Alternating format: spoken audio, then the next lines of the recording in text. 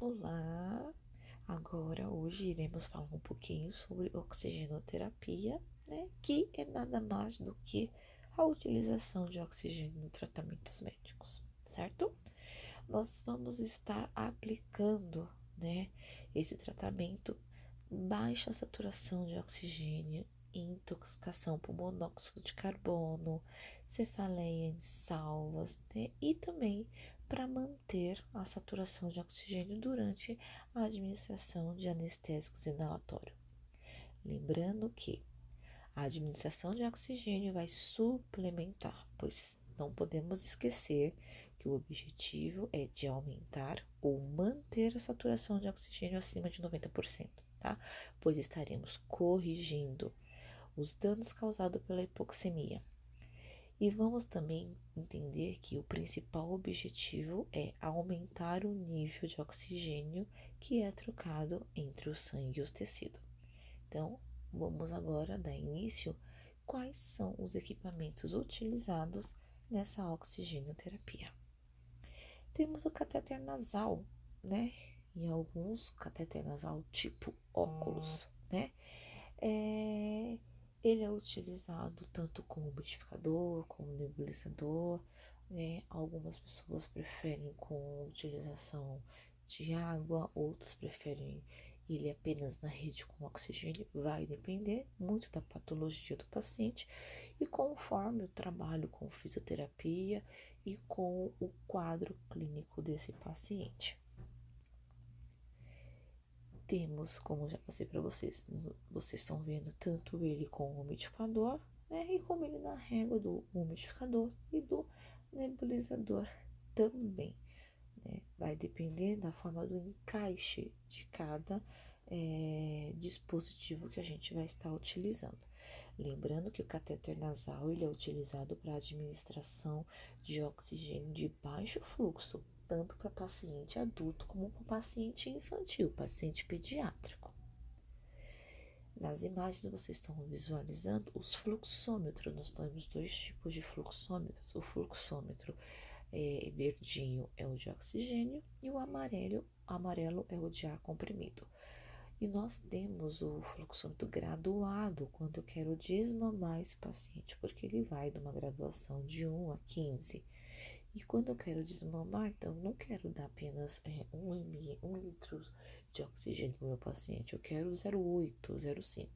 Então, às vezes, fica um pouco complicado. Então, nós temos o fluxômetro graduado, onde ele vem 0,1, 0,2, 0,3, para facilitar essa quantidade que eu quero. Lembrando que eu estou trabalhando tanto com adulto, infantil e neonatal. Então, eu preciso graduar um RN, dependendo do seu estado, eu não posso colocar 1 litro, né? Eu tenho que desmamar, eu tenho que diminuir, colocar menos para ele sair desse oxigênio, tá? Então, por essa razão, nós temos os fluxômetros graduados. A máscara de oxigênio, né? É um procedimento que parecido com o do catéter nasal, o que vai diferenciar um do outro é que ele vai ser feito por máscara e não pelo catéter. O inalador, né, a gente vai fazer procedimento paciente em broncoespasmo, que precisa fluidificar, umidificar as vias aéreas, nós vamos fazer essa utilização através da inalação, onde o equipamento em algumas instituições são chamados de micronebulizador para criança e para adulto macronebulizador, por motivo do tamanho das máscaras. Temos também a questão da intubação, né? Intubação endotraqueal ou orotraqueal, né? Que é um procedimento de suporte avançado de vida, onde o médico vai fazer a utilização do laringo para visualizar a laringe do paciente e introduzir um tubo na traqueia. O médico vai fazer isso para permitir o quê? A entrada e a saída de oxigênio, facilitando a troca gasosa, certo? Então, vamos estar utilizando as lâminas de intubação. Vamos também utilizar os laringos, onde tem que ser feito o seu controle de se a luz, se as pilhas estão adequadas. Isso é feito em todos os plantões, isso é muito importante, tá? E o respirador manual Ambu, que todos nós precisamos de um leito de UTI, eles têm que estar montados, nós temos que fazer o teste todo dia, em questão de uma intercorrência, para não ter nenhum imprevisto, né? E setores que não é intensivo, todos eles necessitam ter um Ambu na sua ala CME. Temos também a questão de traqueostomia, né? Nós temos as cânulas de traqueostomia, temos tanto ela metálica como ela de plástico, né? Flexível. A metálica são pacientes que vão fazer usos permanentes e aquelas de plástico, a paciente vão fazer por um período. Porém, também tem pacientes que ficam por um período muito prolongado de anos ainda com a de plástico. Lembrando que a traqueostomia é um procedimento médico-cirúrgico onde é feita uma abertura da traqueia do paciente, possibilitando uma melhora na sua respiração.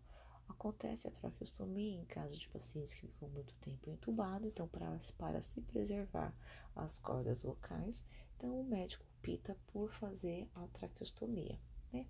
Ou alguns pacientes que fazem intubação e tentam extubar, não conseguem, então é realizado a traqueostomia também. Vou mostrar para vocês, nós temos a plástica e a metálica. E em cima da traqueostomia metálica, nós temos um micronebulizador para a traqueostomia, pois pacientes traqueostomizados também fazem inalação, né? Então, nós temos um tipo de inalador específico para esses pacientes por motivo da localidade, pois a máscara do micronebulizador normal não acoplaria de uma forma adequada.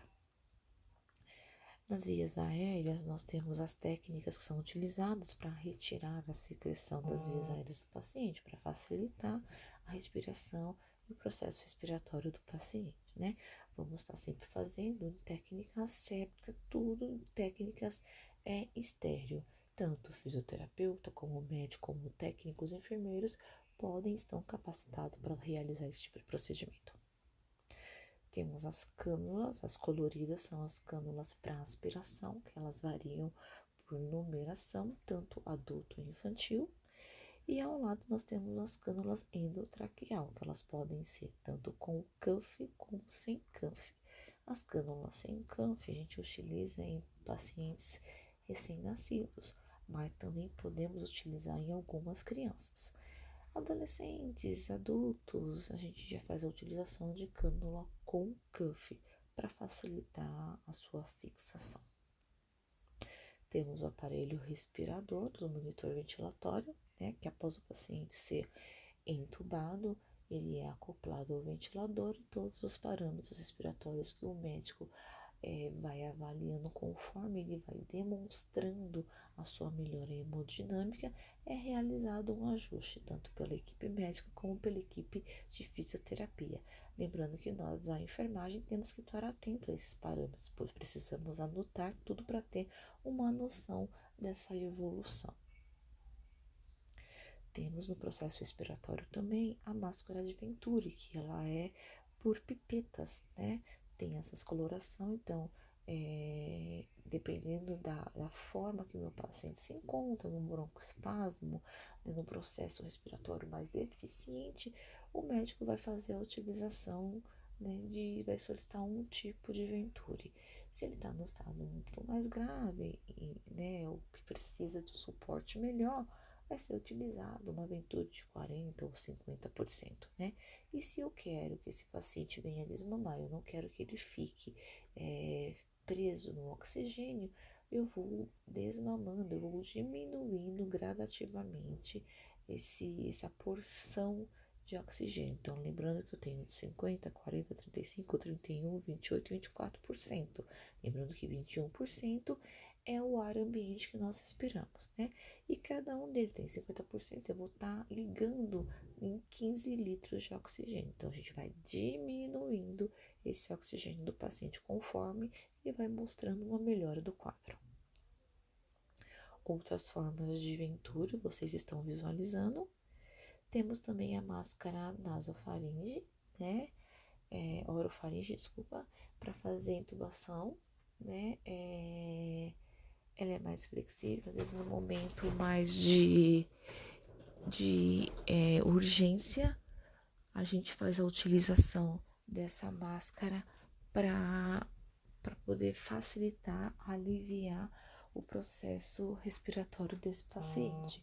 Em alguns casos, como numa urgência, não tem de imediato ali nas minhas mãos uma cânula de intubação, eu posso estar fazendo a utilização de entubar o paciente com esse tipo de máscara. Ela tanto ela tem o cuff para facilitar e ela tem a técnica, ela é mais flexível. Porém, ela não pode ficar com o tempo prolongado conforme a cânula o tubo orotraqueal, tá? Então, eu vou deixar no período de 24, 36 horas, mas assim que eu terminar, passar esse período, o médico necessita realizar a troca imediata dela por uma cânula de intubação. E aí, da mesma forma, nós temos variações de tamanho, por cor também a gente vai distinguindo tanto neonatal, infantil como adulto. E aí vocês estão vendo a técnica de ser acoplada no paciente, tá? A melhor posição para facilitar esse processo respiratório das vias aéreas. Essa máscara onde está essa mulher, ela chama Full Face, né? Ela é uma das máscaras de última geração, utilizada também nessa questão de fluxo respiratório, né? Onde o paciente precisa, em alguns casos, os pacientes ficam 24 horas com ela contínua, onde é tirado apenas para se alimentar. A de baixo nós temos a máscara VNI, onde os fisioterapeutas utilizam para fazer uma expansibilidade melhor desse pulmão, né? Às vezes onde ele está um pouquinho mais prejudicado. Tanto a Full Face como a VNI têm um papel muito importante. Antes da Full Face nós tínhamos a VNI, né, onde ela era utilizada em constante para facilitar e a gente tirava os pacientes em estados muito complicado em algumas situações. A Full Face é uma máscara muito cara, por essa razão não é todas as instituições que tem, né? Mas ela é excelente, o trabalho, a eficácia que ela tem de trazer resposta positiva aos nossos pacientes é surpreendente. Temos também nos recém-nascidos, nas crianças, o CPAP nasal. Isso também podemos fazer CPAP em adulto, né? Então, nós temos CPAP nasal, que ele é acoplado no narizinho, né? Muitos RNs acabam fazendo utilização, crianças também fazem, onde isso é acoplado num aparelho de respirador, tá? Temos eles também com essa mascarazinha apenas no nariz, que só vai acoplar, ele não vai adentrar como um catéter, né? E a gente consegue ter uma resposta respiratória melhor. Em alguns casos, não é necessário a utilização de fazer a intubação nessas crianças, que só com o processo do CPAP conseguimos resolver.